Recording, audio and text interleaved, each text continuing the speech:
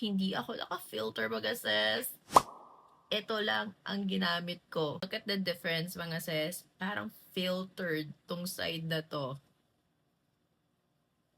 Ito ang ginamit ko mga sis. This is the BYS Blur Quad Powder. Ayan siya. And yes, 4 colors ang meron dito sa powder na to para magkaroon siya ng color correcting effect. The packaging looks like this. You have a puff and ayan yung product look.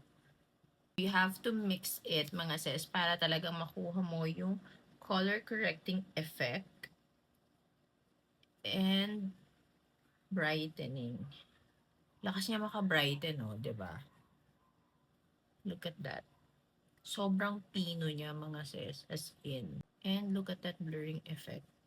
Atake. This one is finely milled mga sis, so no creasing sa iyong mga fine lines. Super lightweight lang niya, as in parang wala kang nilagay na makeup or powder sa mukha mo. You can also bring this pag lumalarga ka mga sis kasi meron na siyang mirror sa loob. So kung gusto mo ng real life filter mga sis and super blurring na powder, go for Golda kayo dito.